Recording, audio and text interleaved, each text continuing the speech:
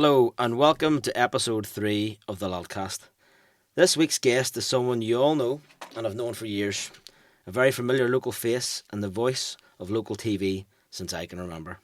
This person would have been invited into everyone's home around tea time every evening. It's TV presenter, newsreader, broadcaster, the most one and only glamourous.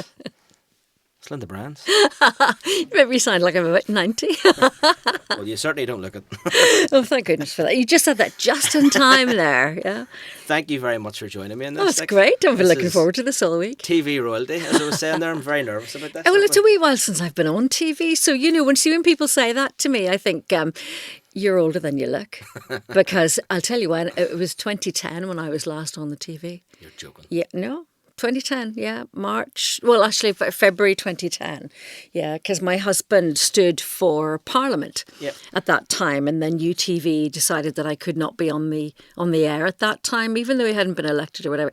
So they suspended me and sent me home. Yeah, so they sent me home. Now, I was still on pay because it was nothing. It was not my fault, you know. But they basically cast me aside for that period of time and told me not to come back until after the election. Is that some sort of impartiality thing that must be? Well, look, I think they probably had a long talk about it and, look, I'd never in my whole history of working on television and news and everything, I'd never been pulled up about any kind of lack of impartiality or favoritism or bias or anything like that. Because, you trained with the BBC and originally, you have to be completely above reproach. Yeah. But they didn't want to take that chance. I think it was the perception of the public. Okay. But anyway, it is what it is, but I've moved on now. Well, the Lulcast could be the springboard. I could get a job out of this, maybe in broadcasting. Well, I do have a TV show idea. It's yourself and Jackie going around the world. I don't think I'd get a look in if Jackie was in there, It'd be a great show. Do you know there's a great story about Jackie? I know I'm going off on a tangent here, but one thing the Lulcast and myself do love is a good story about Jackie. Well, Jackie was obviously a sports reporter. This is going to be a Jackie podcast now. Never mind me. Jackie, as you know, was a sports reporter for a long time, and both in UTV and the BBC, and. So my husband told me this. So my husband back in the day, Mike Nesbitt, he was a sports reporter too. He started in sport. And they were all sent out to, Guadalajara or something for the World Cup in Mexico, whatever it was. They had to fill in a landing card. When the air stewardess would have, before digital, of course, the stewardess would have come down and given you a little card. You had to put in your occupation and your name and your address, your birthplace, passport number, all of this for customs or whatever, for landing card for immigration. And apparently somebody said to Jackie, you need to fill in your occupation. And Jackie said, how many G's in Megastar? Yes. Yes. And I don't know if it's true, but you would believe it. I'll believe everything about Jackie. We literally could be a 5-hour podcast about this. How long have I known you and how long have I been asking you? Listen, every time I see you, there'll be Jackie tidbit there. I know, and we even talk like Jackie whenever we say hello to each other in the mornings. The flag stays down. Healy, 1-0. We could go off on a bit of a Jackie tangent. I've no doubt we'll mention him at some point. I think you should get him on. He should be your big star guest. It would kind of be the end of season finale. Yeah, full time. Oh yeah. Fullerton. It could be. Well, it would be a 5-hour podcast. You've got the name and everything. I've got it all planned out. You do. This is after you've done the holiday show with him now. But okay. We'll maybe pitch that to the Sky or something. See if they pick up on it. Because I know I'd definitely watch it. I think it'd be fantastic. But first of all, thank you very much for joining me and giving me your time today. Thank you. It really very is. much. The Lulcast is something that I have to do for a course that I'm studying. So it is just sort of taking a wee life of its own. Yeah. And now I've got TV royalty on them. As I say, I'm a wee bit nervous, but sure, we'll hopefully get stuck in it and have a bit of crack through this. So you see the course that you're on. Yeah. You've told people about your course, have you? Yeah. Yeah. Okay. So they know you're doing sports journalism. Yep. So we tried to start the sports journalism course about, maybe 5 years ago. Yeah. And Dr. John Coulter, who's one of the lecturers on it, he and I, and we had a few people signed up for it. But it didn't go ahead in the end. It just, we weren't ready to deliver it. I was so upset about that, because you know who had signed up to do it? Don't say Jackie. Tebow. Oh, Tommy Bow. Oh, If there's a Tommy heartthrob, Bow. I have my heartthrob as Jackie, but I know. Tommy. Maybe I'm not allowed to say that he signed up to do it. But there was a person called Thomas Bow signed up on, and I thought, how many Tebow? Come on. There can't be too many. There can't be too many doing a sports journalism course. Anyway, I never got to be Tommy's teacher. He never got to bring me the apple. I think he might have been your favourite pupil too. He would have been my star pupil. I might have had to give him extra lessons after school or detention or something, you know. Say no more about that. No, that's not. See if you ever get him in this seat. Oh, yeah. I want to be the assistant. You know, now we've got TV royalty on, but it's only going to be downhill from here. Like maybe Jackie at the very end, but maybe we could get a few Hollywood stars that they call themselves. But we'll get Tommy on.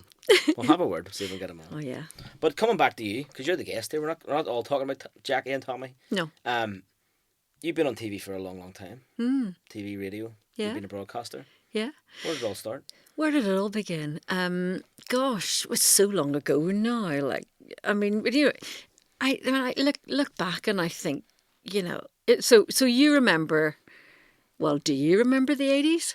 What age were you? I was born in 81. 1981. I'd been working for a year. I'd been working for a year when you were born. Yeah. Oh my gosh. But I remember, I just always remember, growing up in Belfast, Belfast was what it was. You didn't know any different. No, I know. And it was... And you know, as you say, you know, like it was what it was. We didn't know about anywhere else or what life was like anywhere else or whatever. But anyway, so for me, whenever I started broadcasting, it was kind of the mid to late 80s. That's when I started broadcasting. But I didn't always...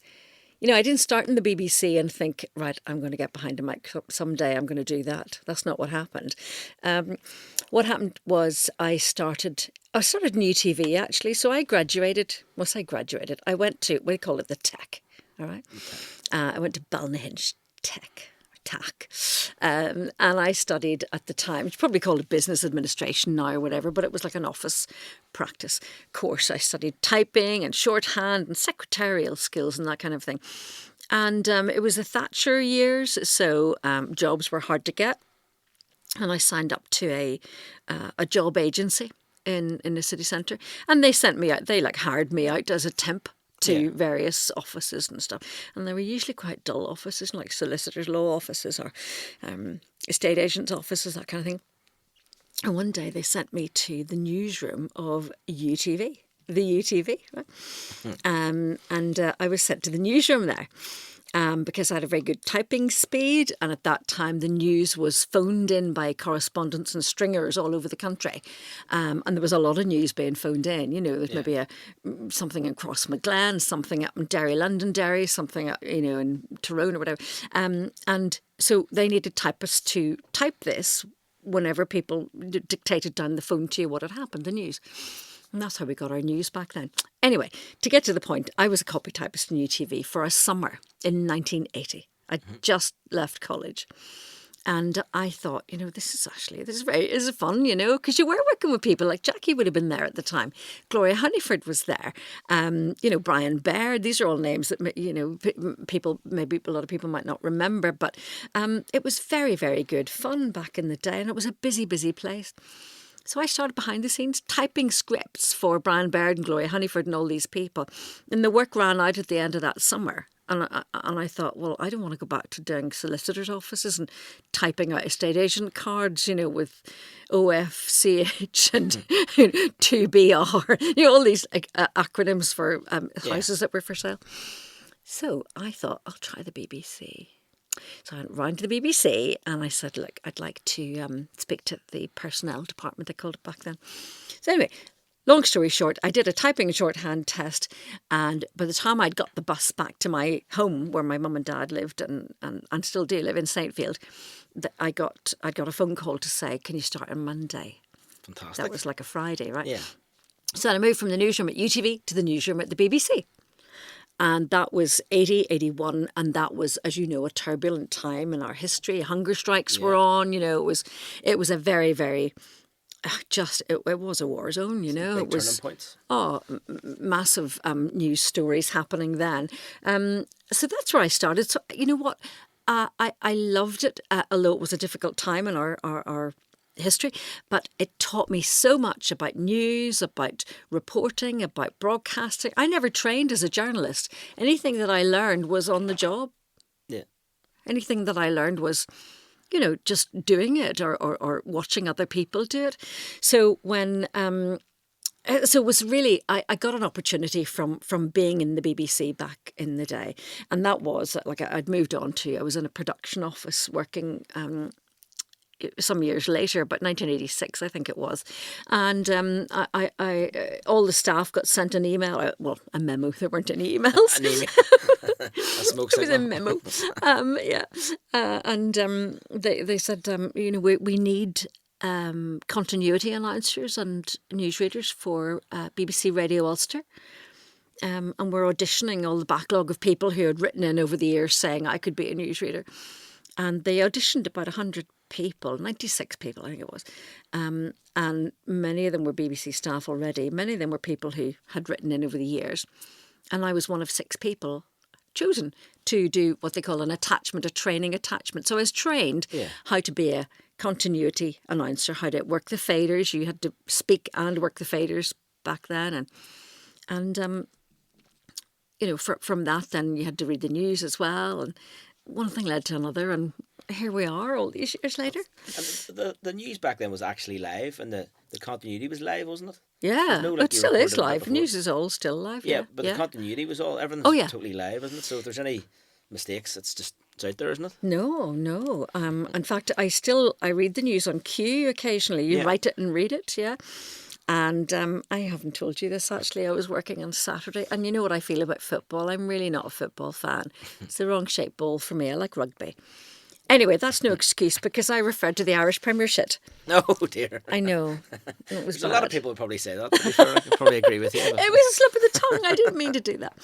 So, but yeah, news is still live, and it was live back then. So yeah, most of the programmes would have been live back then. Yeah. And continuity, you know, back in the day, you would have said, you know, and that was a thought for the day from the Reverend so and so and so and so, and now, you know, farming Ulster from, you know, whatever. In a moment, Good Morning Ulster begins, but first, some music. Fantastic. Like, I have this thought that you should all just talk like that in your head normally, just when you're going, and well, here we are. You know, just that way. The continuity is fantastic. You've worked on some great shows over the years, like literally every local show you could probably think of. Inside Ulster was obviously a big one. Yeah, well, that's where I first started on news reading on screen. And you see, covering the news back when the Troubles was at its peak. Yeah. I don't want to say there's any funny stories about it, but I'm sure that was a real... You probably just didn't know any different, really, is it? Oh my gosh. Well, do you know, it was just frantic all the time. It was frenetic. You know, the newsroom was always busy. And like I was talking about the hunger strikes there, you know, in 1980 and all that was going on, any big event that happened, you would find the newsroom was just besieged by foreign journalists. People would come from all over the world, from French broadcasting, German TV, from America, CNN, Fox, you know, all these broadcasters from China, Japan, everywhere. They all, you know, would have descended on the BBC newsroom in Belfast. Yeah. Because that's where the local expertise was, you know. If you wanted to know about the security situation, you'd talk to the local security correspondent or the local journalist because they knew the... Yeah. So of course, they would get the local knowledge from the local journalism people. Did you feel safe reporting on the Troubles? Yeah, so back in the day, I didn't report on the Troubles back then. But even being the sort of face of the news. Yeah. Do you know what I mean? Do you know, I've never felt threatened by my job. Never. No. You know, it's like, you know, you're just bringing the message, aren't you? It's not you that's doing the things you're reading out. You're bringing the message. Although you do get, you know, the public can be very vocal when and give their opinions. But do you know what? See, in the BBC newsroom, there were these big iron steel shutters. And at night time, in the old broadcasting house, you know where the BBC, where the old building is, broadcasting house, opposite the hotel. Do you know what I mean? Opposite Pizza Express and all there. So opposite the Clayton. Yeah, that's the Yeah. one. So that big building there, the newsroom was on the first floor back in the day. And at night time, whenever it got dark, they would have inside, there were massive, great big steel shutters. And they used to push the steel shutters over and put a bar down behind it, to keep it closed. Yeah. I'm talking like proper steel. Yeah. And that was obviously their bomb protection or Yeah, something, totally. Just to keep everyone safe. Yeah, yeah. But it's funny how that was such a big thing probably I know. back in the 80s. Like. Every night you just closed the steel shutters, Yeah. and that was that. But you remember, even bars and things had like wire and stuff around them. And no, you don't remember. No, I do no, remember. no. I remember I could have met the love of Like my this, life. like the sunflower. night. Sunflower Yeah, the still sunflower. got that. Yeah, it still has that outside. Well, I could have met the love of my life one night. Jackie? In the apart from Jackie, in the parlour bar. Do you remember that we were I do. students? So it would have been mid-90s. What do you mean you could have? Why did you not? Well, so I was chatting. I was maybe upper sixth, maybe or sixth Okay. year anyway. Out for a couple of drinks, couple of beers, chatting to this lady, and I went to Wellington College. Did you? And so it would have been like Wellington and Methody and sort of Mm-hmm. a few of those schools. But Victoria would have been there. And I was chatting to this girl at the bar, and then there was a bomb warning. It's a bomb scare, and the DJ stopped the music. He says, "Everyone get out, there's been a bomb warning." And of course, back then, everyone went, "Aye, we'll be all right, sure, Aye, don't worry yeah. about it." And then it's like, "No, everyone totally get out." Never seen her again. Oh, It could have been the one. it's like sliding doors, isn't it? Isn't that the movie where he sees a person and he never sees her again? That could be it, but sure we'll get over it. But Is that why you're never out of the parlour by now? that's what I'm still. We wait, sit on the curb, waiting I for saw her to your come back. face in a crowded place. Oh dear. Anyway, some of the other programs you did. yeah. Some very famous programs, some very famous Yeah. co-hosts. Well, Rose Neal actually did me a massive favour back in the day at the BBC when I was like reading radio news and stuff like that, and back then you had to read the late night TV news on a Saturday night if you were the late night radio announcer. Okay, you had to go on TV. And back in the day, there was I think video tapes or something had just been invented. It was like Betamax or whatever the other one was, VHS. And so there was a late night film. Yeah. And at the end of the late night film, you popped up and read the late night news. Now, the late night news could have been, the film could have ended at 2 a.m. or it could have ended at 1:15 a.m. or could have ended at 12:30 a.m., whatever. You had to be there until the film ended. By which time, people were on the sofa sleeping or, passed out. Had their night out. They've had their night out, whatever. But then when video came along, of course, you would record it and you couldn't preset it to stop. You just let it go, and then it would record everything, including the little white dot on the screen. Anyway, that's not to do with it. So, I did news reading on late night, and then when Rose Neal was presenting with Sean Rafferty way back in the day, and she became pregnant with her second son, maybe, I'm not sure, but Rose has 2 boys, and she became pregnant with one of those boys. They asked me to fill in for Rose on Inside Ulster, beside the lovely Sean Rafferty. Besides Sean. How's Sean getting on these days? Do you know, I only ever hear Sean on radio. He's on Radio 3 now, Oh, yeah. And Sean Rafferty, marvellous. And he's just, Sean's a lovely, lovely man. I have a lot of time for him, but I don't know, I just don't ever see him now, really. But anyway, that's where I got my break. So Inside Ulster was the big back break. then. Inside Ulster was the gig, and then after that, then they made me part of the team. Yeah. No, not really. And then that led to like other programs. When you're kind of the new face in town, then lots of producers ask you to do other bits and pieces. And I'd like to talk about this holiday programme would you? that you did. Okay. Go on. Tell us what do you want to know? Where did you go and who did you go with? The furthest place I ever went, I nearly got to Japan to Fantastic. I thought you were going to say Malile or something. well, it's a Holiday Ireland programme when I think I went to Bangor or something like that. But anyway, Holiday Ireland was the one I did for UTV later. Yeah. And we went all around Ireland and it was good fun. It was with Ronan Kelly. We had very good fun on that. But the holiday programme on the BBC was back in the day. So Jill Dando was presenting way back then. Do you remember Jill Dando? Yeah, I remember that. Yeah. So I was just one of the reporters on it. So I got to. I think I'd just become a young mum at the time. Actually, that was one of the. I had a small son at home, so I didn't go too far the first time I did it. I went to Spain and like Cornwall, UK venues and that sort of thing. But then later, when I went back to do it a number of years later,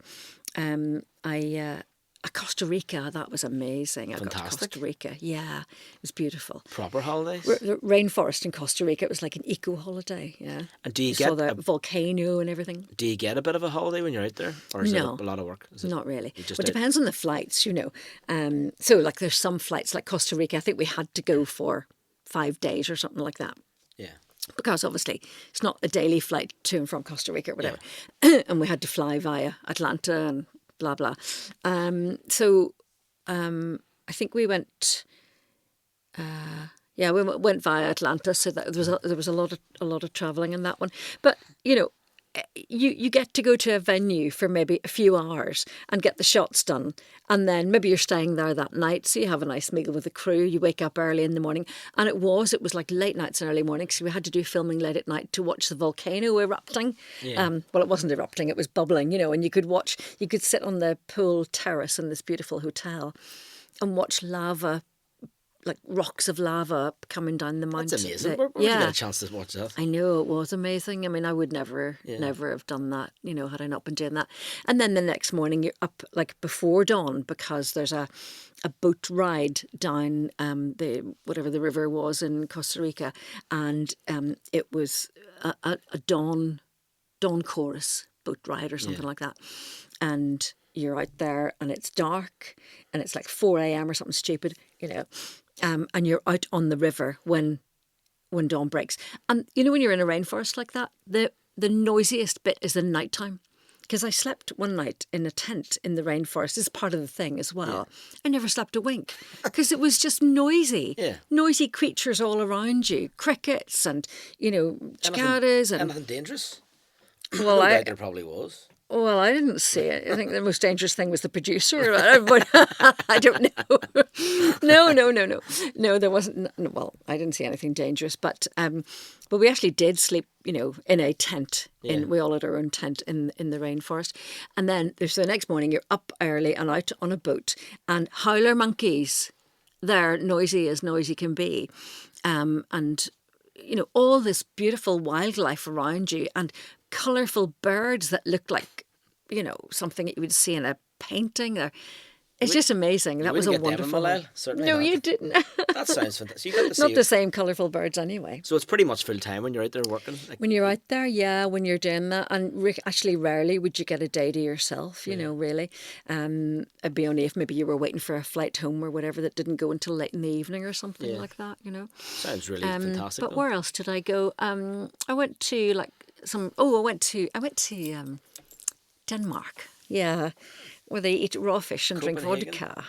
No, I didn't get to see the Little Mermaid. I went to, it was a Christmas market in Aalborg. Aalborg, yeah, way up in the north of Denmark. And do you think the Irish can drink? Whew. I want to see that. I went to Denmark a few years ago. I went to Copenhagen for the night. A few one, years ago. Just one night? Just one night it worked out to be. And Why? It was so expensive. Why one night? Just the way we missed the flight on the way out. And so you just stayed over? But were you away in a football match? No, just with a girl. But we ended up missing the first flight. Yeah. And we ended up I think we only ended up less than 24 hours. Did you eat raw fish and drink neat vodka? No, I drank enough vodka in the airport because of the missed flight for so long. So we kind of got to Denmark. We seen the mermaid the next morning and then got the flight home. It was fantastic. Less said about that trip, the better. Okay, move on. But it was very expensive. I remember. Yeah. A pint was about 12 quid. That was back then. All I remember is going, walking down the market in this Aalborg. Mm-hmm. And of course we did it because there was a new flight from Gatwick or something that needed promoted, Yeah. But I remember thinking, flip the Belfast Continental Market's better than this, really. Well, that's it. And also lots of those shops. I mean, the fur culture was just so apparent. You would walk past shops. Every third or fourth shop was a fur shop. Real fur. Real fur? Yeah, real fur. And this was only like maybe 2000 and something, Yeah. 2006, Yeah, not that long ago at all. No. I The mean, world's we were. changed quite a lot in the last 20 years, hasn't it? Yeah. But I mean, fur is such a part of their culture, and Yeah. I mean, it's such a cold place, so fur was a very utilitarian, very practical Yeah, thing, historically, it probably would have But been. yeah, I mean, I just remember thinking, flip, if you walked down Royal Avenue with one of those on you, you wouldn't last too long. You'd be getting egged. You would. Lynda Bryans, where's fur? Real That would have fur. been it. I did wear fur one time, so there's a program I did called Here and Now. Oh, yeah. And I did this program called Here and Now, and it was very, very cold, really cold, because we started filming like in January or something. Yeah. And I was wearing, it was a purple or blue, it was a fun fur. We called it fun fur, right? Yeah. Definitely fake. Fun fur coat, right? It was in Topshop or somewhere, like I got it, right? But it was warm, right? And I was wearing this, and I was doing a story about dangerous dogs, the Dangerous Dogs Act. Do you remember the whole hoo-ha about pit bull terriers, and they were banned and all those dangerous dogs? Time. So this is like way back in the 90s, and I was doing this story, and mid-90s. And there was a piece that I had to do, a piece to camera, walking down a park somewhere in London with a dog on a lead, talking to the camera. And I had my fur coat on because it was freezing. And the programme went out. It was actually shown to a pilot audience. It was shown to a focus group. Okay. And the editor came back, and it was in stitches, a guy called Steve Anderson. And I still keep in touch with Steve. He's hilarious. He's from... Merseyside, Liverpudlian, and he's got the accent and everything, and he's just so funny, so witty, we hit it off very well. He came back and he said, he was laughing, he said, the focus group, he said, do you want to hear what they said about you? And, they're very direct about their comments, and Okay. do they like you? Do they not like you? Because all of this lives or dies on a focus group, and whether your program will be a success or not, whether it'll be commissioned or not. Anyway, so they said a few things. I was likable. I was this, that, the other, whatever. And he said, this one guy came up. He said, with that fur coat, I thought she was a stripogram. That could be another new show we could get going. And then I got letters of complaint saying, how could you do a program about dogs and about welfare of animals and all the rest wearing a fur coat? And I just felt, had social media been around, I would have put out there, you know what, you're right. 404 synthetics were murdered to make this coat. You can't get away with anything these days. No, we're all so woke. Oh, that's it. Aren't we? That's it. It just is a different world these days. Oh, it's a isn't it? different world, yeah. By far, even growing up. Even my nephews, I was taking them out the other day, and took them swimming, and then took them back to the wee shop, Yeah. get them sweets. And the shop has all these DVDs and stuff about. The cartoons thing. Yeah. And I went, I think I used to have that DVD. I had that in video, that DVD. And my nephew turned around and he says, "What's a DVD?" Not even what's a video. serious? What's a DVD? It doesn't seem that long Oh ago my at all. like. gosh. What's a DVD? What's a yeah. DVD? But sure, that's the world we live in now, isn't it? Yeah. Get Yeah. on, if you don't mind. I have a question about another show you did with one of your co-hosts. Seemed to be ended up being very infamous. Animal Hospital. Oh, Rolf. Oh, yeah. What was Animal Hospital like at the time? Oh, Animal Hospital was a wonderful programme to work on. It was just so lovely. I'd come off the series Here and Now. Yeah. Here and Now did really well, actually, in spite of me looking like a stripogram. But it was a very good programme. It was well watched and everything. So, we had several series of it. I left it because I got pregnant and I came home to have my baby. I didn't want to go back, to work in London full time. But anyway, in the middle of all of that, in the summertime, I got a phone call from BBC Science Features, and they asked me if I would consider putting my name to a proposal for a programme called Animal Hospital. Back in the day, it was, these hospital live programmes were all like A&E live, hospital live, maternity unit live, all these things. But this is the first time they'd ever done something with animals live. That must be so rewarding. Animals are the best thing in the world, aren't they? I know, and it was really, really lovely. I was pregnant at the time though, and I got to say, every time I walked into that hospital, the smell of wet dog and the smell of disinfectant or whatever they used, I felt like throwing up. I mean, it was, it got better, as I went on, I got used to it, but it was not the time to be pregnant and in there. Anyway, So you're talking about Rolf Harris, yeah? I ended up doing the programme. We did a week live from the Harold Harmsworth Memorial Hospital in North London. And, people even now say to me, what was Rolf like? Was that awful? Was he seedy or what? And I'm like, no, actually, we all loved Rolf. He was a nice guy, lovely guy. You wouldn't even say, he was like a bit, touching, inappropriate or hugging, or he wasn't like seedy that. or something. No, he was not like that at all. And I've done since.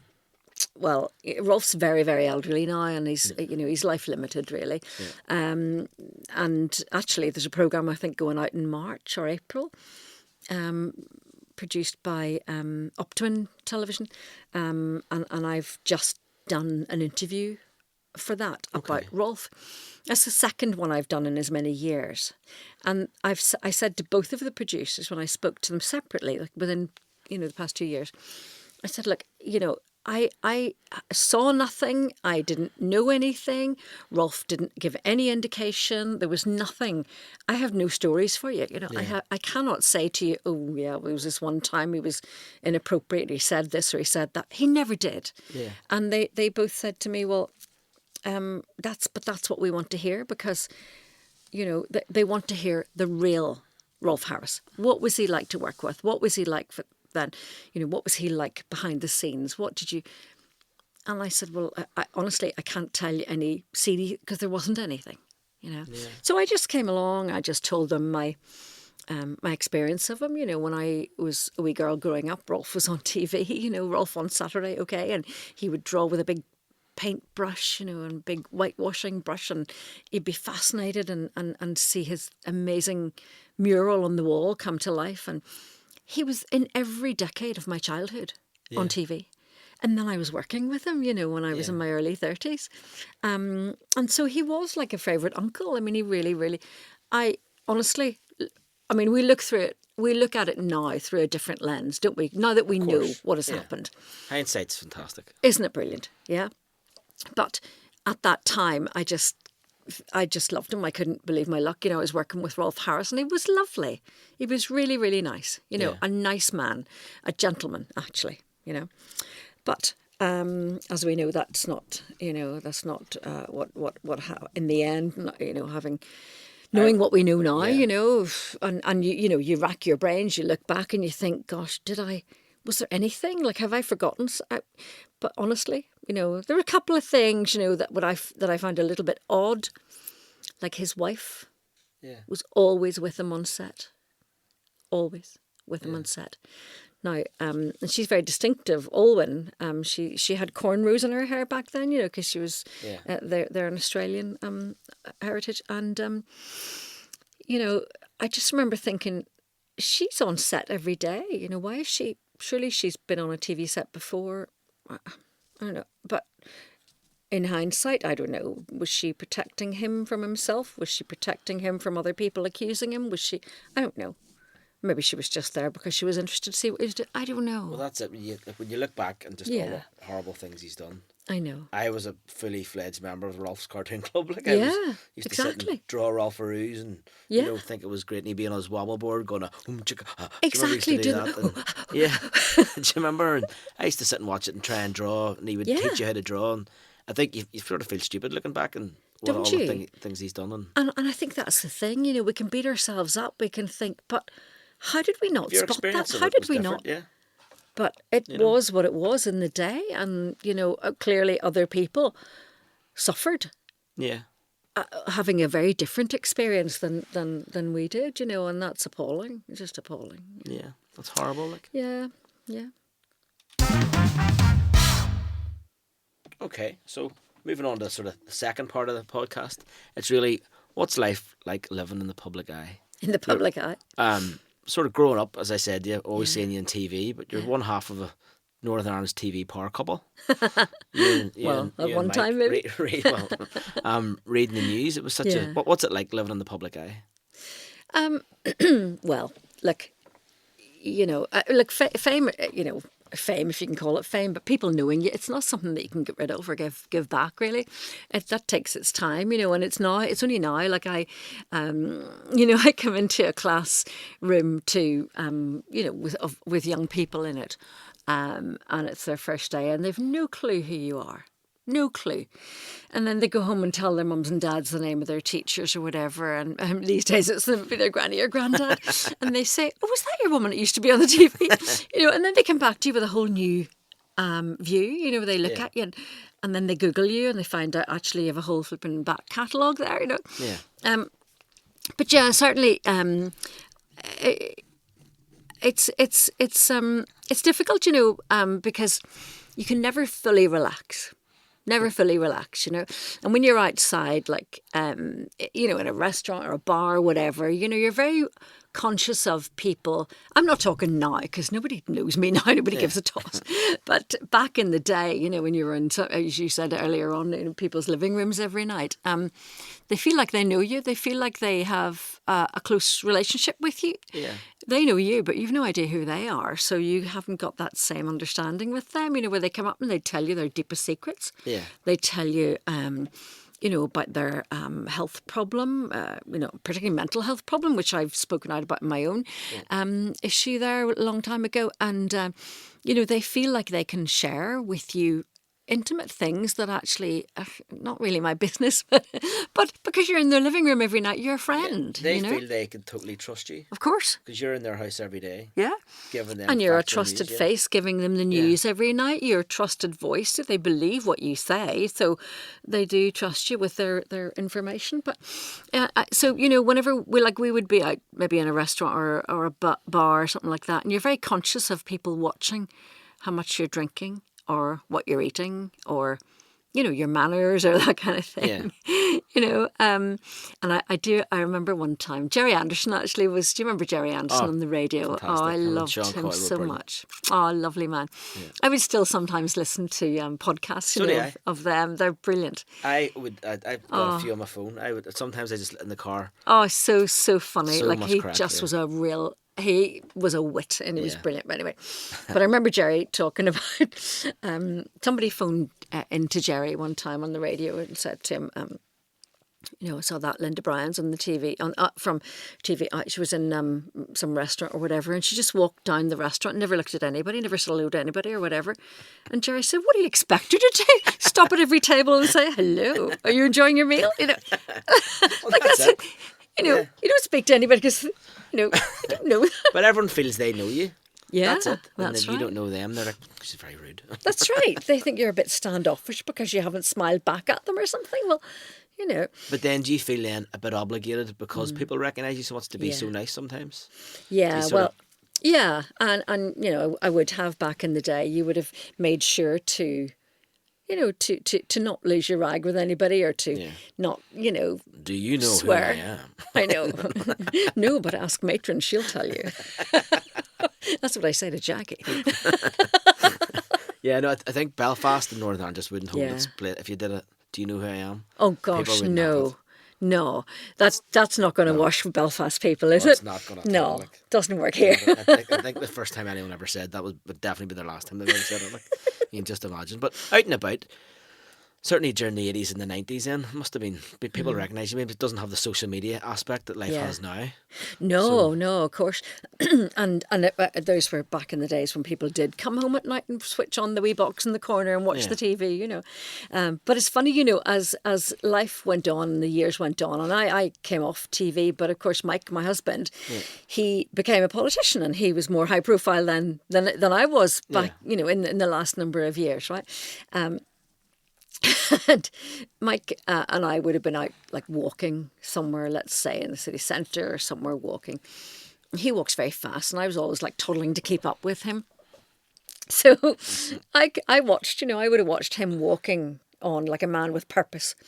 And then maybe there'd be two people coming the other way.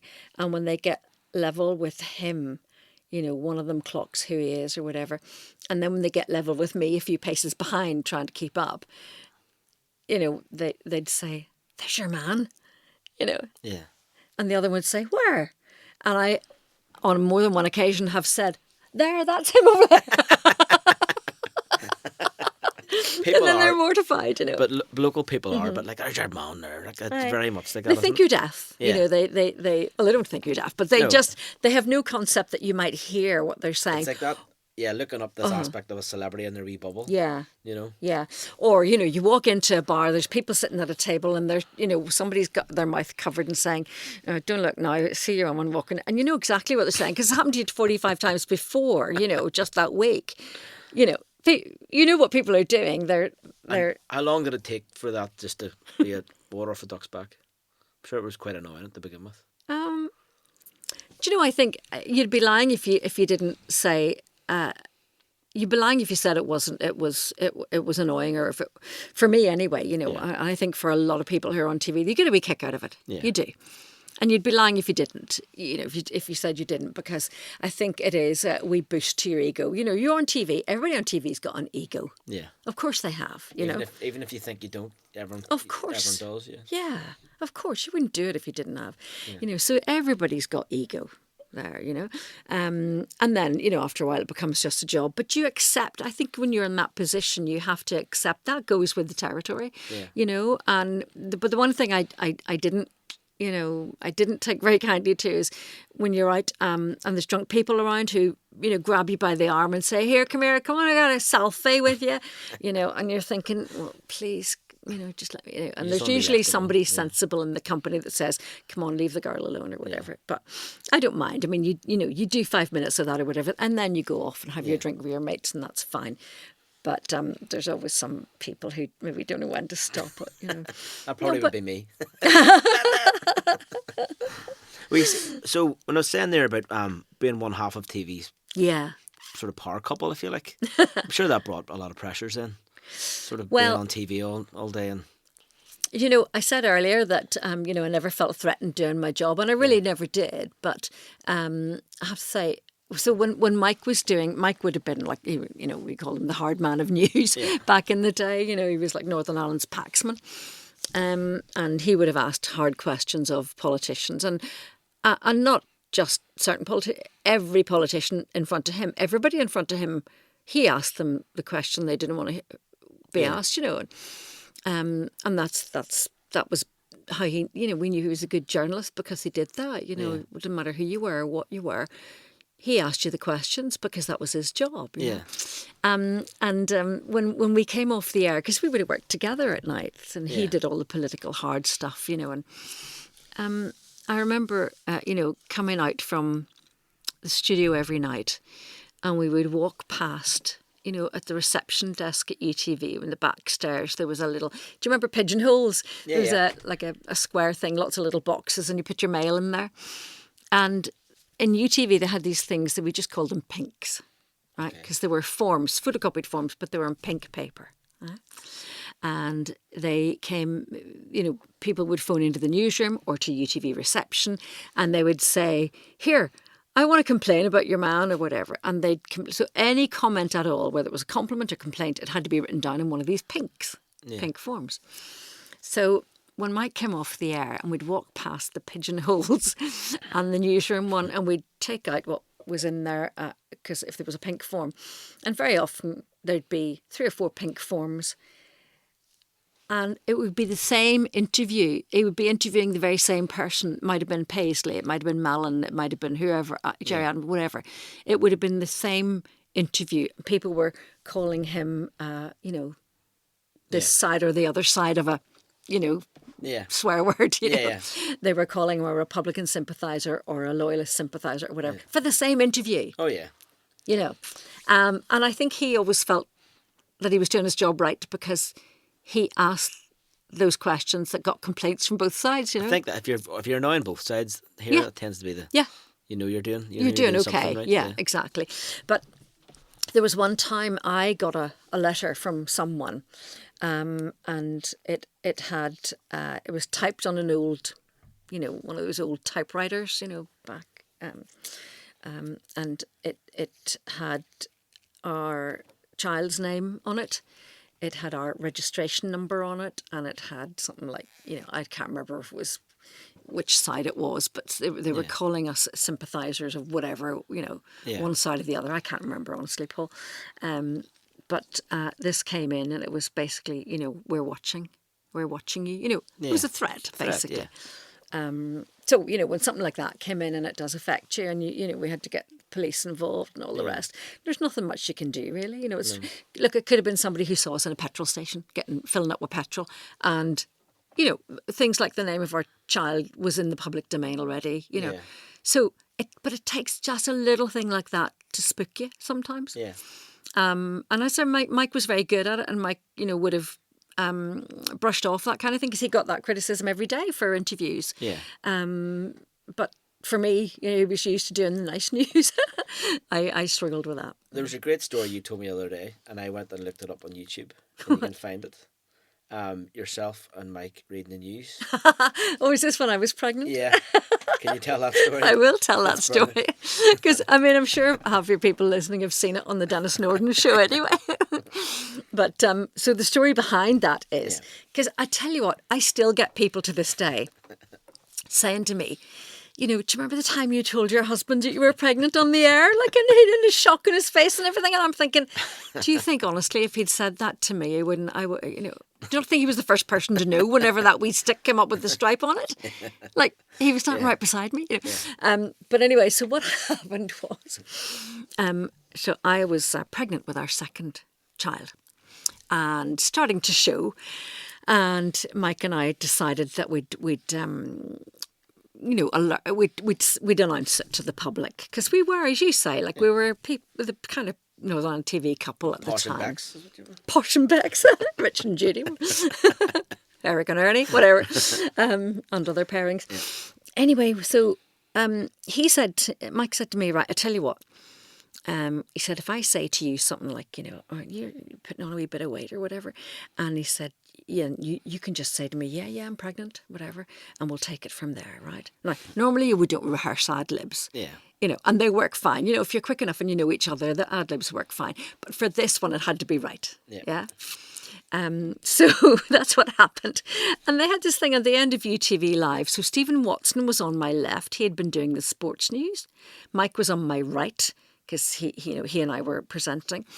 And we ended the programme and the camera would have been on a shot of the two of us and it would have just panned backwards to include Stephen Watson and a big wide shot of the studio, and then they would put up the UTV Live caption and off the air. All right. So that was the shot. And at the end, the programme went as follows. So Mike said to me, well, that's... thanks, Stephen. That's the sport. And yeah, Lynda, you're putting on a bit of weight. And I said, yeah, I'm pregnant. And he said, oh, okay, right. Well, that's the news for tonight. The next update's at 5 to 6. Pregnant? And then there was silence and the camera zoomed out. And Stephen Watson's response was the funniest because he's sitting there with his two arms up in the air looking like, don't look at me, it's not to do with me, don't look at me, And everybody in the gallery, you've got the talk back and you can hear everybody in the gallery was like corpsing laughter, and people even now say to me, like, imagine you telling him that live in the air. And I'm thinking, no, like, do you not think if he'd said to me, you're putting on a bit of weight, I wouldn't have decked him? Like, live on the air, come on. So, so they say the best ad-libs are rehearsed, and that one was. It's such a local thing. Like, that's a real... Everyone can sort of be happy for you, when it's a... Well, it's the one thing, like, how many stories have Mike and I broken on air? Yeah. Like we covered all the big stories, Oma Bomb, other more stories that maybe people might remember more recently, like, well, since my time on air, like, the death of George Best's funeral, big stories like that, the visit of President Clinton, all these big milestones in news. And that's the one that people remember. Do you remember you told him you were pregnant? But as you say, the best ad-libs. I think I was telling you the other day about Jackie's one. I'm pretty sure it would have been Newsline, mid-90s. What did you say? When Viagra came out. And they did a wee, sort of, I don't know what you would call it in the BBC, but it would have been the Trevor McDonald in finally. Yes, finally tonight. Yeah, the little lighter story. Lighter bit, and it was straight down to, and the only reason I think I've seen this recently is because of Pfizer. Pfizer did the The vaccine, yeah. They made make Viagra, do they? Yeah, well, in this wee clip they do. Okay. And it's down in Cork. The Pfizer factory must You're be in saying Cork. like that. You don't know. Like, yeah. Well, I watched this already before. It is one of the funniest things. And it's a Pfizer factory. Yeah. And they're down in Cork and they're going, well, have you heard about Viagra? And people are walking around the street being interviewed. And no one knows what this thing is yet, but they've sort of heard to be what it could be. And the lady says, oh, well, they think they could maybe put a box of it down the bottom of the Atlantic and they could raise the Titanic. And it's all a bit of laughter. And it goes back to the studio and they go, Viagra, here's Jackie with a sport. And Jackie just turns and says, Viagra? I thought that was a Hungarian midfielder. Perfect. He is fantastic, isn't he? You He's get all these absolutely things on brilliant. YouTube, He's so funny. absolutely I must look fantastic. that one up. Yeah, Jackie's hilarious. Okay, as you say, we could be here for hours talking Jackie We stories. could, and I have so many Jackie stories. I'm sure, we could be here for hours telling. Do you want me to tell you another Jackie story? Go on. Of course. Well, actually, this one happened quite recently, right? So we did the Kelly programme. I was going to come on to that. The Kelly show was absolutely fantastic. So we did the Kelly show, and Jerry came back, and all our students, helped to make the programme, etc. On the Christmas special, Jackie was one of the guests, and it was lovely to see him in here. And he's just like, Jackie never changes. He's just such a smooth talking old devil, But Jerry had asked him, one of the questions Jerry asked him, and you can see all this, by the way, on the Kelly Tonight. Was it kelly.com, I think, website, or NVTV. It broadcast on NVTV, well. so you can see it there. But anyway, so the Christmas special. So Jerry said to Jackie, back in the day in UTV, because this was like years ago, and he said, and you were working with Gloria and all the rest. And he said, and there was a big rumour at the time, wasn't there, about you and Gloria? And Jackie said, yeah, there was, He said, and... he said, thankfully, his wife's called Lynda too. He said, yeah, thankfully, Lynda and I have a strong marriage and all the rest. And he said, because there were rumours going about that Gloria and I were, an item. And he told this story about going to see a plot of land or something. Somebody said, oh, I heard you were down looking at a plot of land in Hillsborough. And then Gloria came down the next day to look at it because you're going to set up home there. She's leaving Dawn and you're leaving Lynda. And you're going to, set up home. And Jerry said... he said it was all lies. He said it was every bit of it was a lie. It was all made up. He said we were colleagues, we worked together, and blah blah blah. Right. So anyway, later, in makeup, and Jackie was taking his makeup off in here, and he leaned across and he said, "You see all that stuff about Gloria and me? It's all true." He's brilliant. He is. And I know it's not true because he's just a genuine, lovely guy. It's just his wee he's cheekiness, beautiful. isn't it? Like Oh, he's just cheeky wee so-and-so. Even upstairs, do you remember when I was asking him, I got him to sign the book, and I said, there must be another book coming out, and he says, well, the next one will, and he put his arm around you, will feature Lynda. You just can't take him anywhere. Yeah. Oh, Oh, sorry. Have I time for another Jackie of course, story? we could be here. We could do a separate podcast about Jackie stories. So when it was UTV's, I don't know, like 50th anniversary or something like that, they brought back all these people who had been on UTV in the day, right? And Jackie was one of them. Eamon Holmes was one of them. So I co-presented UTV Live with Eamon Holmes one night. And then one night I co-presented with Jackie. And I think Paul Clark co-presented with Kate Smith, who'd left a number of years before that. And somebody, I think Gloria had been invited, but maybe she couldn't be, whatever anyway. But they brought back all these people, Gordon Burns and people like that. So I was presenting with Jackie this night, and Jackie knew his way around UTV because he used to work there. And Jackie snuck up the back stairs to the newsroom. Instead of coming in the main newsroom entrance where everybody would have seen him, he snuck up the back stairs, and I was looking down and I saw him. And I went down and I said, Jackie, lovely to see you. And I went over and he embraced me. And we embraced each other and had a big hug. And he squeezed me so hard, I could not get out of his embrace. He kept holding on. And he shouted over to Jamie DeLargy, who was the serious business correspondent. He said, Jamie, get this woman off me. Brilliant. I'm struggling to try and get out of his embrace. And he said, get her off me, Jamie. we could do another 5 podcasts about this. Oh, we could, yeah. So a couple of things just want to touch on. Your mental health charity, Aware. Yeah, I used to be on the board of Aware and I left it a couple of years ago, but I still would be, I suppose, an ambassador for them. Yeah. And I support Aware because they're a mental health charity. They exist to support people who are affected by depression. There are lots of kinds, as you know, lots of kinds of mental health disorders and disease and mental health conditions and so on. But this one specifically exists to support people with depression and other people who live with people with depression, you know. So they're a support charity. So I have a very affectionate place in my heart for Aware. As I say, I was on the board for many years, and I first became aware of Aware back many years ago because I had I suppose what you call a breakdown in my own mental health when my first son was born, and Peter is now 27, 28, and he's practically middle-aged now, but when you have depression, and I had clinical depression when he was a wee baby, when you have that, it leaves such an impact and such a deep impression on your life that you never forget it. Yeah. I will never forget how I felt then, Paul. I was pregnant, actually, when I first started, with the symptoms of clinical depression. Yeah. I couldn't remember anything. I lost my confidence. Couldn't remember people's names. That happens now, but for a very different reason, because I'm old now.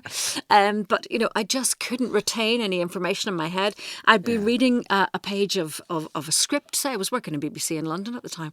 I'd be reading a page of a script. And as soon as I got to the end of the line, not even the end of the paragraph or the sentence, I couldn't remember what I just read. I couldn't focus, couldn't concentrate. And I just didn't know what was happening to me. I'd never heard of depression before, So it was a long time before it was diagnosed because I didn't want to tell anybody. I thought I was going mad. I thought I had Alzheimer's or something, Yeah. And when something like that happens to you and you begin to lose crucial elements of yourself and your personality, my confidence just went to rock bottom.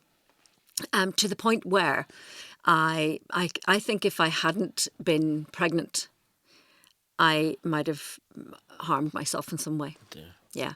And then when the baby was born, I clearly had something more to live for then. There was, I had this little infant to take care of, even though I didn't know how. I was not in a proper physical and mental state to look after this little baby. So I depended on my husband for a start. I mean, he was just incredible.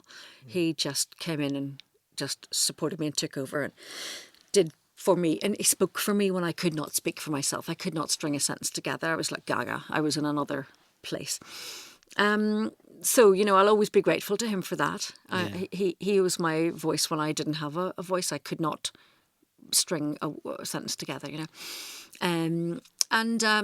So anyway, with the help of a CPN, a community psychiatric nurse, and some medication, antidepressants, I got better gradually. Yeah.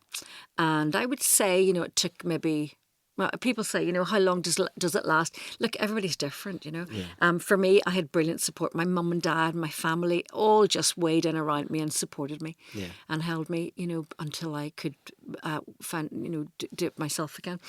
And but my CPN was a wonderful woman called Liz.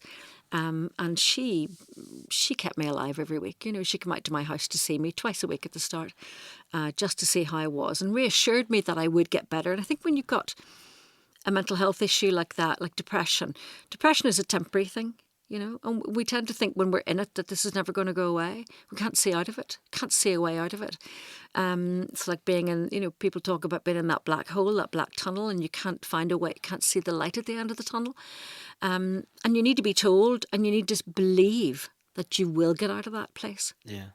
It's only going to be there for a while, but life is not always going to be like that.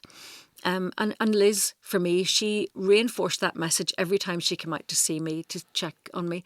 And she I remember her taking my face in her hands, and putting her hands on my cheeks and saying, "Lynda, listen to me, look at me. You will get better. This is not forever. You will get better." Yeah. And I had to believe that it was like a mantra to me. And I did get better. And the reason I spoke out about my mental health was because I was on TV at the time, of course, right? Yeah. And for a few years, I didn't talk about it at all because, the stigma associated with mental health, we still have that actually in some places. We're getting better at it, but we still have that sort of shame and stigma about mental health conditions. So I didn't talk about it for ages until, and then I started talking about it. And for me, it was kind of cathartic. So to talk about it for me was a healing for me as well. But also I spoke about it because, you know what, whenever I had depression, I wish someone had spoken to me the way, and said to me, look, I had what you have and I'm better now and you will get better too. Yeah. Because you just need hope when you're in that dark place. And so that's why I started talking about it, to give other people hope. Yeah. And I'm thinking, well, if I can be here on TV and have the confidence to do my job again and to interview people and to speak in public and everything, seriously, when I was at my lowest point, I was hiding in a corner, crying my eyes out, didn't want to go out, didn't want to see anybody, didn't answer the phone to anybody, closed all the curtains. I just wanted to disappear. Yeah. I wanted to die, but I didn't want to do it myself, yeah? I just didn't want to exist anymore. And, turning my life around like that took a long time, maybe a year or so before I could say I'm totally me again. Yeah. But life is so worth it. I'm sure everyone's so thankful that you spoke out about this. The 1990s would have been a different time to be going through that than now. Oh, And it must have been so totally, much tougher. I even look back, Paul, had that happened to me maybe even 20 years earlier, 30 years earlier, we all know people in our past, I'm sure, who would have been the way I was. And I mean, I was a mess. I really was. I've no qualms in saying that. I was not able to function. But we know of people like that 30 years before that who would have been put into Purdysburn, it was called then, right? Or Knockbracken Healthcare Park as it is now, or Downpatrick Hospital, and would not have been out again. Yeah. So thank God we have moved on so far when it comes to mental health. We understand it. We know it's a temporary thing. Mostly depression is a temporary thing. We need to do all we can to eradicate it, or at least to nip it in the bud and to make sure we don't get into that place in the first place. And that's what, for a long time I made it my mission to make sure people knew this about themselves, because I swear to God, if I could have prevented that, I would have. Well, if you even helping one person, it's worth it, isn't it? Oh, absolutely. But I'm sure there's plenty of people. In this day and age, it seems to be very rife amongst young people as well. Listen, I think they call it sort of post-troubles, Yeah. like the generation Well, after the it's troubles. generational trauma. Maybe living with their parents who had trauma. Yeah. And I mean, I have a friend, Denise Bradley, who's a trauma expert. And, she would talk about that intergenerational trauma, and they've done studies with, survivors of the Jewish death camps, the Auschwitz and so on, where it's not them, it's their grandchildren now and great-grandchildren are displaying symptoms of that trauma. There's something in trauma that sticks to your genes or whatever, to put it in very simple, crude terms, that stays with us. And that trauma then displays itself in our lives now. But that trauma was not suffered by us. Yeah. It was suffered by our grandparents, back in the day. Now, mine was... I don't know. I mean, mine was a variety of circumstances. I was working too much. Yeah. I was pregnant. Lots of big changes happening in my life at that time. So, but who knows? There could have been generational trauma that I don't know. Yeah. But certainly, it's not for me what caused it. But it's never going back to that place again. And I do everything I can now to protect my mental health and to keep myself well. Mental health is everything to me. Yeah. Everything. Well, thank you for talking about that today. I'm very happy to talk about it. You know, but I mean, how important was faith for you during this time? Yeah, well, again, see, back then, I just felt, I mean, faith has always been important in my life, you know. I wouldn't say I'm the most, I'm not the finest example of a Christian person. I really am not. I fail more often than than anything. But back then, I remember praying and praying, please God, just take me now, kill me now, because I can't do this anymore, you know, and just having that, like a silence, like nothing, like emptiness there. Yeah. I couldn't, I don't know, I just didn't feel any kind of warmth or presence of God or anything like that at all. Nothing gave me comfort. Nothing at all. I felt threatened all the time. I felt, just felt like I was outside my own body, you know, like a, what do they call that? Like an out-of-body experience. I just felt like I was, disassociation, I think it's called, right? But I just couldn't hear or feel anything. Nothing gave me comfort. And even, you know, passages that, you know, when you're young at Sunday school, you memorise bits of the Bible and verses and stuff. I didn't have any of that. Nothing like that. My faith has become more important to me, I think, as I've, you know, moved on. Yeah, I was going to ask then, what about faith now? Yeah. Still important to you? Oh, yeah, absolutely, yeah. Now, you know, faith... Faith is different things to different people, isn't it? You know, for some people it's attending church every Sunday, you know, faithfully, and that's it. For some people it's getting really immersed in community. For some people it's, you know, what would Jesus do? Yeah.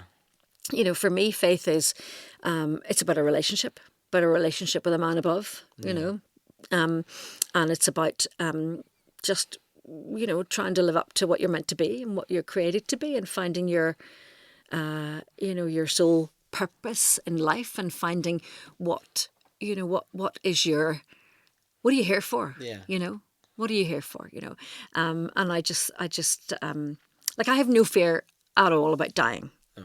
None at all. Yeah. No fear whatsoever. I have a friend called Roisin, and God, you must get her on sometime. She's incredible. Roisin is, she's the most incredible spiritual woman, right? And she would be, you know, probably frowned upon by a lot of people in the church, because she has a unique gift that I've never seen in anybody else really before. At least I haven't seen it in anybody else who attributes it to God, a gift from God. But basically the Holy Spirit talks to her. All right, okay. Yeah? Yeah. And the Holy Spirit will tell her that she'd be sitting here and she'd be saying to you, you know, okay, so here's an example. We were out walking one day, and I was telling her about some mundane thing, something weird, you know, something normal, right? Chatting about something, and she stopped and she said, "Do you have a problem with your lower back there?" And she put her hand on my back, and I said, "Yeah, it's been given me." And I said, "Well, how do you know?" And she said, "No, they're just telling me there that, you know, and what you need is what is it?" She said, like zinc or something. She whatever it was, some supplement or whatever. She said, "You need to take that." And I said, "How do you know that?" And she looked at me like, "Well, how do you think I knew it?" You know, Yeah. The Holy Spirit told her. Right, okay. And she just gave me that word right there, right then. Now, I've been in church situations where people have given you a word from God. That's what they call it, give you a word. And they come over and they say to you, you know, I'm led by God to say this to you, you know, that thing you're worrying about now, it's all going to be fine. Or, you know, you've an issue at work, it's going to resolve itself this week. Or, you know, something very specific like that. Roisin does this all the time. All the time. Can I get her in for Cheltenham? Give me a few winners. Roisin, would give us the lottery numbers now, would you? No, but it's if having faith is that, then that's fantastic. I always kind of look at it in a sort of funny way. I'm not particularly religious or anything like that. I don't, you know, I was christened when I was a baby, but I think I've been to church about five or six times. Weddings and funerals, Weddings and funerals would be the main thing. But it's like I know Tesco club card. I just hope when I get there I have enough points to get in. Do you know? I think if I do enough good deeds, it outweighs the bad stuff, you know. I generally think I'm generally okay. I'm generally good, so hopefully... You haven't murdered anybody, so you're probably all right. Really, messed about it, but, you know, I'm like a bit of a raker, but I certainly didn't do anything bad to hurt anyone. I didn't mean to hurt anyone, so hopefully when he swipes the Tesco club card, the points will go off and I'll get in. I just think that image of getting to the pearly gates and St. Peter says, "Where's your club card?" Many good deeds have you done, right? There's your points. You know, so you have to do it sometimes. Like. But so faith's important to you. That's good. It is important to me, yeah. And as I say, like, you know, I wouldn't be a regular church goer, anything like that. I did until lockdown, and I think, you know, for me, church, everything changed in lockdown, and I just I prefer to do my own, to have my own, relationship. I do miss communion. Yeah. So, sometimes I sneak back for communion, and, wherever I am, I might sneak somewhere in and just have communion. But I don't, no, we don't, we do, I do church differently now. Yeah.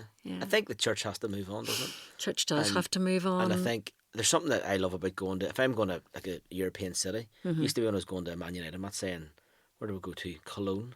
Cologne's got a big massive cathedral. Oh, yeah. And it's fantastic, just real eerie and Beautiful. real. I remember thinking, like, that part of it's fantastic for me. Like, Yeah. See, for me, church isn't a building. Yeah, I know what you mean. Church is community. Church is other people. Church is people meeting together. Yeah. And for me, faith is not having to go somewhere on a Sunday for an hour and come back again.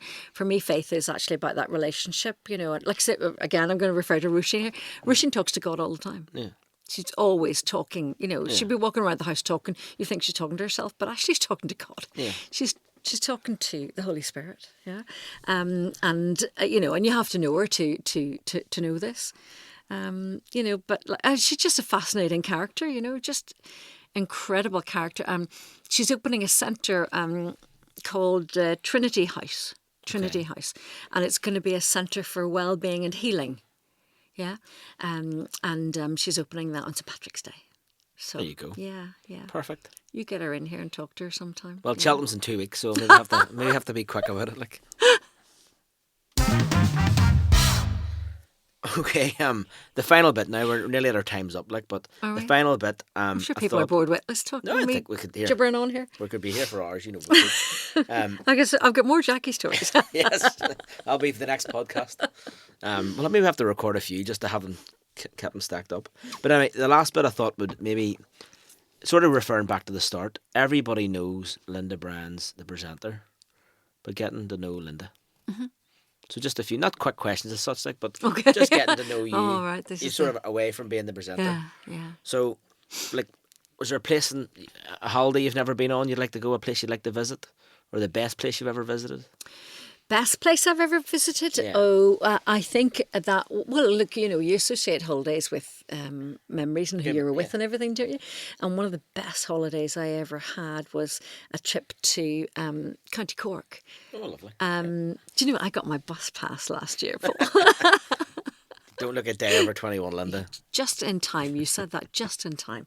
Anyway, no, I got my 60 plus travel card and I can get to the border free now. But you see, in a few years' time, 5 years' time, I think I get my one that does it all Ireland. Oh, yeah. You'll not see. I'll be out of here like a whippet out of a trap. That'll be it. I will be out of here and I will be on that train going all over Ireland. I would love to go back to County Cork, West Cork and County Kerry. Such beautiful nights. I mean, it's years and years and years since I've been there, but I just remember it was such a beautiful, calm, lovely place. But I'll tell you where the place that I would love to go back to and where I felt most, and this goes back to faith as well. Twice I've been sent to Israel to cover stories, to report. And you see, when I stepped off the plane at Tel Aviv, I felt like I was coming home. I felt like I'd been here before. I felt like I was returning to... I just can't describe it any like more than that. Home? Yeah. It was like, I'm home. This is so comfortable. It was like a peace descended on me. I just don't understand that. But it was like I'd been here before, or this is where I belong. Wasn't someone drinking a tin of harp and smoking 20 fags? All right, I got a woman off a TV. All right, big girl. But big girl, lots of people go, all right, big girl. But, so that's a place that's very spiritual. Yeah. Like every year, around Easter time, obviously coming up soon. Like the BBC and always got the documentaries on about the resurrection and all that. And I always get sort of stuck into watching a wee bit of it. Mm-hmm. And they visited all the bits in Bethlehem. Don't tell me how it ends. All right. Leo doesn't make it. Yeah, they go to all the spiritual bits all around Bethlehem, Jerusalem and stuff. It's Oh, listen, if you ever get a chance to go there, it is amazing. Now, very different now because, of course, they're in another one of their insurrections, where the violences are up, and it's particularly bad just now. Yeah. But someday I would love to go back to Israel and to Jerusalem and the Wailing Wall, and it's just such an incredible place. Such historical, isn't it? Oh, it's so lovely. And you know, not just for faith, but I mean, you hear about these places like, you know, Jericho, the Jericho Road out of Jerusalem, or you hear about, you know, you can go to Bethlehem. Bethlehem's a bit of a dump, to be honest. I was very disappointed in Bethlehem. Really? You know, but like Nazareth, all these places that you read about in the Bible, and you can go to these places, you know. Yeah. And you know, Tiberias, to Lake Galilee. I know it just brings all those stories to life. You can put a picture to those And that's stories. things everybody knows. Yeah, Everybody knows, yeah. even if you're not faithful at all, or Yeah. like I wouldn't be particularly, but you know all these stories. Yeah. You know, you've heard of all Like, those it just places. feels older than time itself, doesn't it? But I swear I've never been anywhere where I have felt the way I feel in Israel. And I'm going to go back there someday. Yeah. Yeah, fantastic. I want to go to California. Do you? Go to Malibu and live a Baywatch lifestyle. You're still hoping to see Pamela Anderson, aren't That's you? for a different podcast. Tell me, tea or coffee? Coffee, I don't really do tea. Don't you like tea? I like No. I like my tea very, very strong. What's your With favorite? milk, Little dash. a dash of milk. Dash and a wee dash Yeah, of sugar. I just can't bear. If I have tea, which is maybe about 2 times a year, I have it black. And it has to be like Earl Grey tea. Oh. I know. Sorry, a woman has standards. What's my English breakfast or something like that? English Just breakfast? a crap Builder's tea. I have. tea? Builder's Is it tea. builder's tea? That's Yeah, more like it. yeah. What is your favourite tipple of choice? Do you have a favourite tipple? Be easier to tell you what I don't like to drink. No, it depends what mood I'm in, really. So I've taken recently to, do you know Lidl? Yep. You know Lidl, right? Or Lidl, whatever you call it. Yeah. So just very briefly, Lidl recently got these big juicing machines. Have you seen those? Do you ever go to Lidl? The middle of Lidl is one of my favourite. There's things in Oh, it. the middle aisle. Oh, the middle aisle. Well, is, I'll tell you about the middle aisle. It's what is it? Full of pruck. Is that the best way to describe it? Pruck that you never. Crap, I think, is probably. It's stuff that you never knew you wanted, and you can. But you need, and how did you live without it? One of the Yeah. funniest things I ever remember, and Lidl over in the Castlereagh Road, Yeah. or Lidl in Conswater, sorry, and going in, and I was sort of walking around. There's a drill. I can't believe it. I don't have another drill. I need to, you're buying all this crap, and there's this couple come in, and they're looking, and you could see the lady, the woman had the basket and a couple of things in it, and the man was just typical, was looking at the drills, and then all of a sudden he lifted this up and he went, "Look, you can make 8 eggs at the same time." And she goes, "We don't need eggs." And he goes, "Oh, right enough," and put it back. But he was so close to banning it. I think you could poach 8 eggs at one time. And he was like, what a great invention. In a household of 2, that really is useful, isn't it? Totally. You cook all your week's eggs in one batch. But anyway, tell me about this juicer. You got a little. So, no, I was just thinking, all these things, as you say, that you didn't know you knew, didn't know you needed until you go to the middle of Lidl. And how did we ever live without the salt crystal light? Have you seen that? Oh yeah, I think I have seen them. They keep putting it out. I don't think people are banning them. They keep putting them out. They're always there when I go into Lidl. I haven't bought one yet myself because I'm thinking that's an ugly sight there. I don't want that. But it's only a matter of time, salt Lynda. crystal light, some sort of healing. Anyway, so Lidl. I went into Lidl and they had this big juicer, right? Massive, great big juicer. And the oranges go into the top of it and it slices them and it squeezes them. And you put your recyclable bottle underneath and you come away with a litre of fresh orange juice. Really? And I discovered that this was very nice in a wee tipple, right? Anyway, one day I went into Lidl and the juicer was broken. So I thought, well, I'll come back in a few days. Still broken. And it was broken for some time. And I was in the middle of Lidl then. The middle of Lidl. Lidl. Sound like something from Malolo. Good morning. Good morning. And so I was in the middle of Lidl and there was a little juicer for $10.99 or something like that. Yeah. Electric juicer, a citrus juicer, and now I can juice my own oranges. Oh, fantastic. Right? So I said to my mum, look, I've got this new juicer. You just plug it in, you just slice your oranges and get your... And she said, oh, that's lovely. That's really nice, dear. And you have your fresh orange juice every morning now before your breakfast. And I said, no, I have it in the evening with a vodka in it. So I get my vitamin C that orange. way. Yeah, a little vodka. So yeah, I do like a wee grey goose. Right, okay. But it's so expensive, isn't it? But I do like that. That at the moment with the fresh orange juice is my wee tipple of choice. Sounds perfect. But I'd be a gin and tonic woman mostly. And when it comes to wine, I love a red wine. What's your favourite gin now? I'll have to remember this for the next Well. podcast. We'll maybe do it on location, will we? We do it in my kitchen to make cocktails. I'm good. I can make 2 cocktails. I was telling someone about this earlier. What can you do? I've invested time in learning how to make strawberry daiquiris and porn star martinis. No way. Everything else I'm not that good at. Porn star martinis. Yeah, it's all about it's the correct shake. You have to get the... Now, you can't look cool. Even Tom Cruise can't do this. You know when you get the cocktail bit like this? Yeah. And you shake it. Yeah. You cannot look cool doing that, no matter who you are. Like. No. But it's all about the porn. It's the froth for the porn Is star it? martini. Yeah. And you pour it from a great height. Do you know the way they do? It's trying to get that. You don't want the bubble. It's not bubbly as such. You want froth. It's Like hard to spit. describe. But It's like when you go to one of those posh Yeah. restaurants, you get a tiny little portion of something. It looks like a chef spat on it. Yeah, that's exactly it. Yeah. And then you slice up the wee passion fruit, let it float.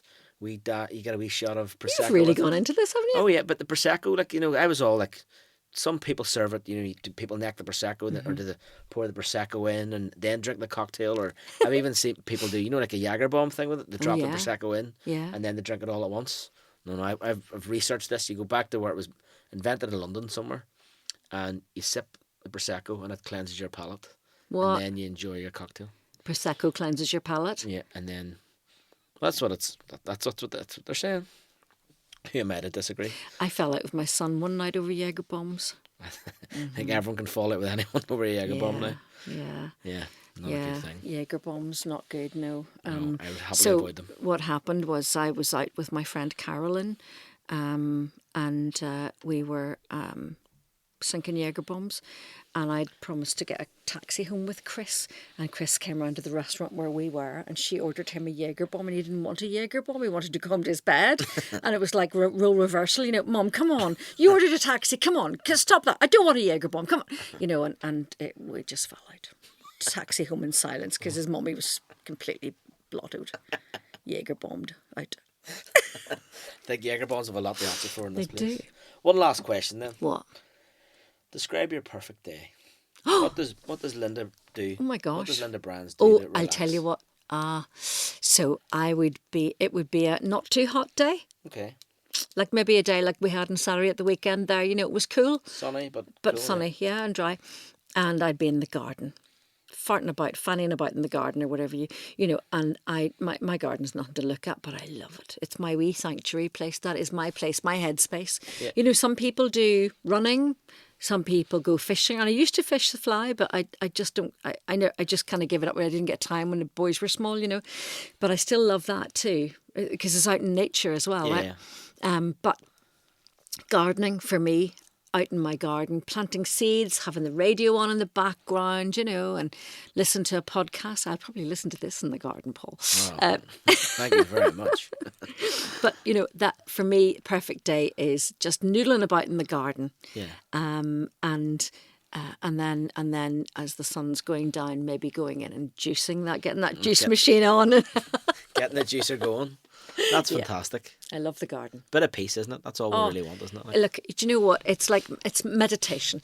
yeah. It's like, when you go out there and it's just like weeding and stuff like that, it's such a mindless thing to do. It's automatic and your mind is taken off whatever the crap is that you're worrying about in your life or that you're stressing about, and you just get lost in this just inane kind of mundane task of weeding or raking or whatever it is. I love it. And there's wee birds tweeting in the back. I love feeding the birds too, So yeah, that's my wee sanctuary that I could not live without a garden. Perfect. Yeah. Well, I think that's a great way to end this. Lynda, thank you so much for your time today. It's been lovely, really good Paul. fun. I've really, really enjoyed it. So have I really enjoyed it. I was really nervous at the start, thinking TV royalty here. Hope I don't make a complete balls of Are you this. kidding me? Hopefully Royalty, fallen royalty. Hopefully it went all right for you. But thank you so much. Listen, that was such fun and very good crack, I have to say. And I'm going to listen to all the rest of your podcasts. And we'll see when you have. So promise me this: when you've got Tommy Bow in, I will make sure you're here. will you make sure? And I'll bring the tea and everything. I will make out. sure. You can be sitting there. I'll produce you. Well, there I'll you go. produce it. That would be perfect. I'll be sitting there looking at him. Tommy, if you're listening, I need you. Need you up in I'm Belfast soon. mortified. Look. But thank you so much. Thank you, Paul. What about social media? Is there any? Are you big into social media or anything like that? Or I do anything you Instagram. I wanna- love Instagram. Yeah. Anything you want to promote? People can get in contact with you. I'm or- just Lynda Bryans on Instagram. Lynda with a Y, of course. with a Y. Linda with a Y on Instagram. But no, I mean, no, it's just me. And yeah, Perfect. it's been lovely talking to you. Right. Thank you so much. Good luck Lynda. with the journalism. Cheers. Well, you never know where it ends up. Like I've got to interview you pretty quickly, so it must be doing. Yeah, doing but you're something right. you're still waiting for Jackie, the big one. Well, that'll be one day. I'd like to thank Lynda very, very much for joining us today. You can get in contact with the Loudcast by there's a Facebook page and I just Loudcast. I'm on paul@racingdoc.co.uk. We'll hopefully have another Loudcast out maybe next week, and then we're 2 weeks away from Cheltenham. We'll have another wee Cheltenham wee chat. Probably at the end of next week. So thanks very much. Thank you so much to Lynda, and thank you and good night.